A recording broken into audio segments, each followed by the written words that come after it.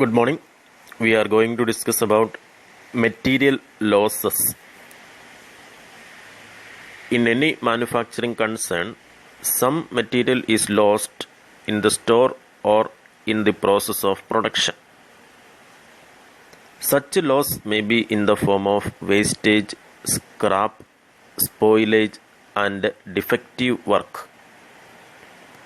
Any such loss is a financial loss, and it is necessary that such losses are kept under control. Loss of material may be broadly divided into normal loss or abnormal loss.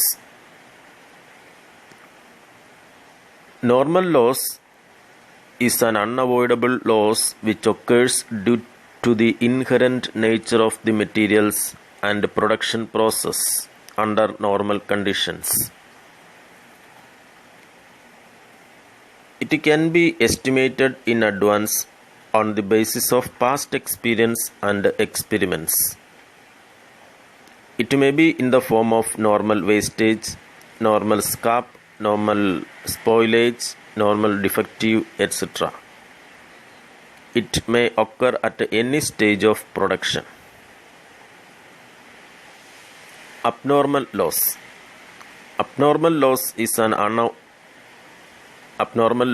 an avoidable or accidental loss which occurs due to the abnormal reasons like substandard materials, carelessness of the workers, machinery breakdown, unplanned operations, etc.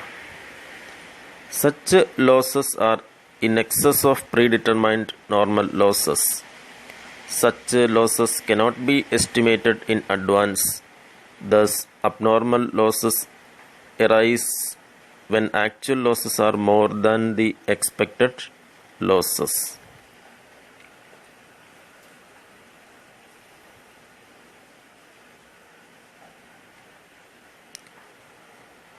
ഒരു production പ്രോസസ്സിൽ materials ഉപയോഗിക്കുമ്പോൾ സംഭവിക്കുന്ന പലതരത്തിലുള്ള മെറ്റീരിയലുമായിട്ട് ബന്ധപ്പെട്ട നഷ്ടങ്ങളെയാണ് material losses എന്ന് പറയുക. അത് പ്രധാനമായിട്ടും wastage, scrap, spoilage, defective work എന്നീ രൂപങ്ങളിലാണ് സംഭവിക്കുക. ലോസുകളെ പ്രധാനമായിട്ടും നോർമൽ ലോസ് എന്നും അബ്നോർമൽ ലോസ് എന്നും നമുക്ക് തരംതിരിക്കാം.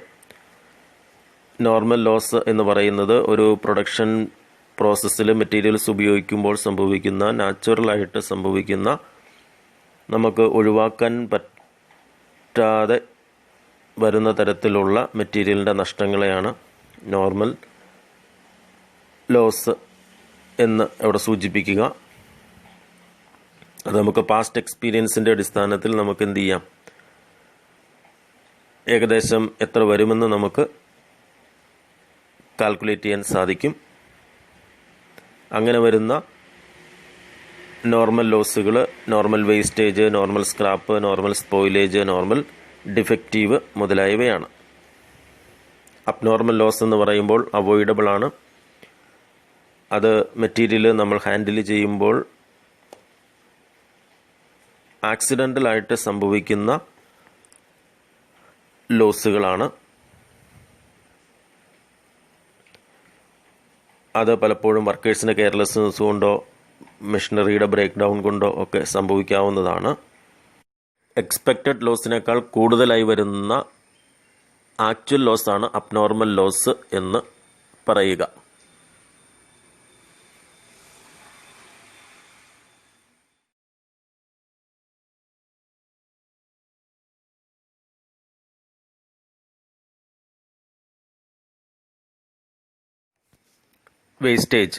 വേസ്റ്റേജ് എന്ന് പറയുമ്പോൾ പ്രൊഡക്ഷൻ പ്രോസസ്സിൽ മെറ്റീരിയൽ ഉപയോഗിക്കുമ്പോൾ നമുക്ക് കാണാൻ പറ്റാത്തതും സെയിലബിൾ വാല്യൂ ഇല്ലാത്തതുമായിട്ടുള്ള ലോസുകളെയാണ് വേസ്റ്റേജ് എന്ന് പറയുക. അത് രണ്ട് രീതിയിലുണ്ട്, normal വേസ്റ്റേജും abnormal വേസ്റ്റേജും.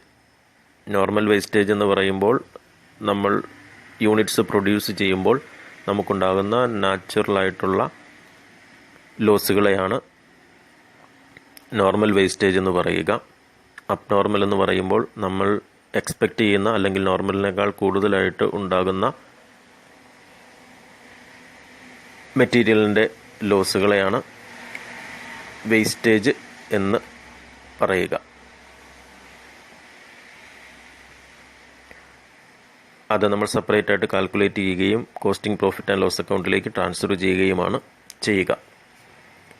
Wastage is a loss which is invisible or which cannot be collected or which does not have any saleable value.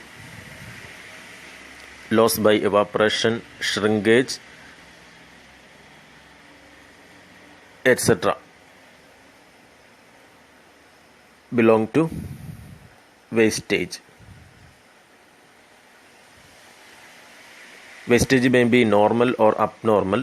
Normal wastage occurs due to the inherent nature of material and is borne by the good units produced. Any wastage over and above the normal or expected wastage may be called as abnormal wastage.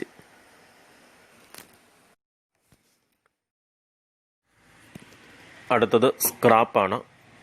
ഇപ്പോൾ leather manufacturing കൺസേണിലൊക്കെ leather നമ്മൾ cut ചെയ്യുമ്പോൾ അതിൻ്റെ final product കിട്ടിയതിന് ശേഷം അതിനോടനുബന്ധമായി ലെതറിൻ്റെ മറ്റ് pieces ഒക്കെ കിട്ടാം. അത് വിസിബിളാണ്, എന്നാൽ അത് ഫൈനൽ പ്രോഡക്റ്റ് അല്ല. അങ്ങനെ അവശേഷിക്കുന്ന ലെതറിൻ്റെ പീസസ് അത് നമുക്ക് ഫർദർ പ്രോസസ്സിങ് ഇല്ലാതെ സ്മോൾ വാല്യൂവിൽ നമുക്ക് അത് കൊടുക്കുവാൻ സാധിക്കും, മാർക്കറ്റിൽ കൊടുക്കുവാൻ സാധിക്കും. അങ്ങനെ വരുന്ന സ്മോൾ വാല്യൂ ഉള്ളതും ഗുഡ് യൂണിറ്റ് ഓഫ് പ്രോഡക്റ്റ് അല്ലാത്തതുമായിട്ടുള്ള മെറ്റീരിയലിൻ്റെ ഭാഗത്തെയാണ് സ്ക്രാപ്പ് എന്ന് നമ്മൾ പറയുക. Scrap is the incidental residue of small value which arises from certain types of manufacture. The scrap value can be recovered without any further processing. For instance, during production, some raw materials are left over in the form of dust, iron filings, odd pieces of timber, strips of cloth, cutting and pieces of leather, etc. A scrap is always visible.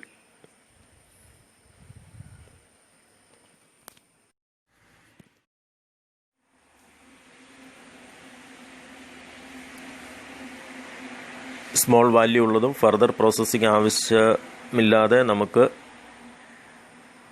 വിൽക്കാൻ പറ്റുന്നതുമായിട്ടുള്ള സ്ക്രാപ്പിൽ നിന്ന് കിട്ടുന്ന income അഥവാ അതിൻ്റെ cost 3 രീതിയിൽ നമുക്ക് account ചെയ്യാം. ഒന്ന്, അത് പ്രോഫിറ്റ് ആൻഡ് ലോസ് അക്കൗണ്ടിൽ ക്രെഡിറ്റ് ചെയ്യാം.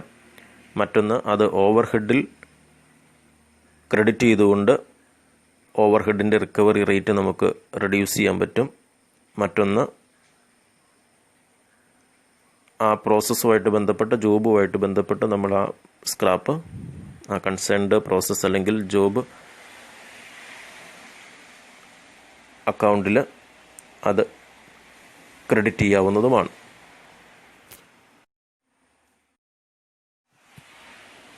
ഒരു മാനുഫാക്ചറിങ് പ്രോസസ്സിൽ ഡിസ്ട്രോ ചെയ്യപ്പെടുന്നതും എന്നാൽ മറ്റ് മാനുഫാക്ചറിൽ നമുക്കത് റോ മെറ്റീരിയലായിട്ട് വീണ്ടും ഉപയോഗിക്കാൻ പറ്റുന്നതും അല്ലെങ്കിൽ അത് സെക്കൻഡ് ഹാൻഡായിട്ട് വിൽക്കാൻ പറ്റുന്നതുമായിട്ടുള്ള മെറ്റീരിയൽസിൻ്റെ ഭാഗത്തെയാണ് സ്പോയിലേജ് എന്ന് പറയുക.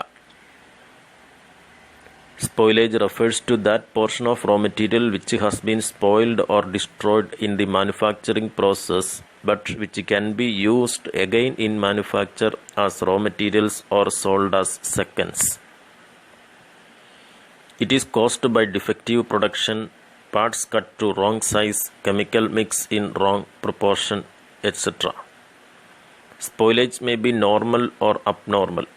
Normal spoilage is inherent or inevitable in production and is beyond control. If actual spoilage is more than the normal spoilage, the excess is termed as abnormal spoilage, which is happened due to avoidable causes.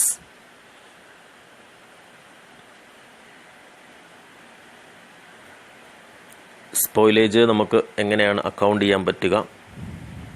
Normal സ്പോയിലേജിൻ്റെ ഭാഗമായിട്ടുണ്ടാകുന്ന sale price നമുക്ക് process അക്കൗണ്ടിൽ credit ചെയ്യാം.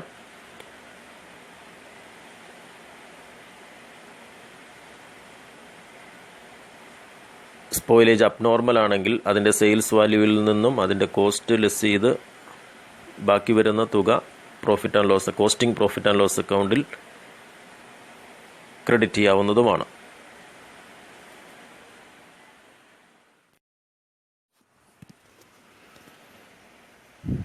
സ്ക്രാപ്പും സ്പോയിലേജും തമ്മിലുള്ള വ്യത്യാസം എന്താണ്?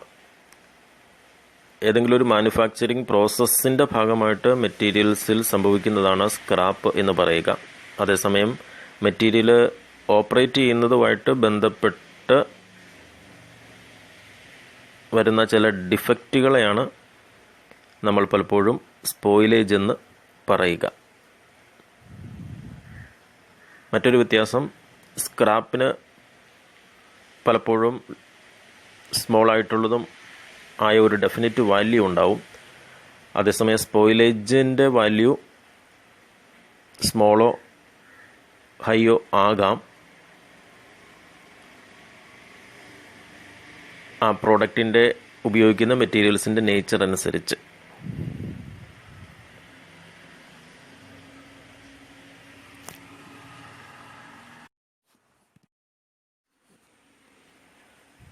Standard ലെവലിലേക്ക് എത്തിച്ചേരാത്തതും perfect അല്ലാത്തതുമായിട്ടുള്ള finished പ്രോഡക്ട്സിൻ്റെ യൂണിറ്റ്സിനെയാണ് ഡിഫക്റ്റീവ്സ് എന്ന് പറയുക. ആ ഡിഫക്റ്റീവായിട്ടുള്ള ഐറ്റംസ് വേണമെങ്കിൽ നമുക്ക് എന്ത് ചെയ്യാം, ഫർദർ കോസ്റ്റ് നൽകിക്കൊണ്ട് നമുക്കത് റെക്ടിഫൈ ചെയ്യാനുള്ള സാധ്യതയുമുണ്ട്. Defectives are those units of finished products which are imperfect and not up to the standard. The defect can be rectified in certain cases by incurring further cost. Defectives arise due to inadequate equipment, inefficient supervision, defective planning, poor workmanship, etc. Accounting treatment of defectives. ഏതെങ്കിലും specific ജോബുമായിട്ട് ബന്ധപ്പെട്ടാണ് defective എങ്കിൽ അതിൻ്റെ cost of rectification നമ്മളൊക്കെ ആ ജോബിൽ charge ചെയ്യാൻ പറ്റും. അതുപോലെ തന്നെ ഏതെങ്കിലും ജോബുമായിട്ട് നമുക്കത് ഐഡൻറ്റിഫൈ ചെയ്യാൻ പറ്റുന്നില്ല എങ്കിൽ ആ ഡിഫക്റ്റീവിൻ്റെ കോസ്റ്റ് ഓഫ് റെക്ടിഫിക്കേഷൻ മാനുഫാക്ചറിങ് ഓവർഹെഡിൽ ചാർജ് ചെയ്യുക. ഇനി അബ്നോർമൽ കോസ്റ്റ് ഓഫ് റെക്ടിഫിക്കേഷൻ ആണ് എങ്കിൽ അത് കോസ്റ്റിംഗ് P&L അക്കൗണ്ടിൽ ചാർജ് ചെയ്യുക.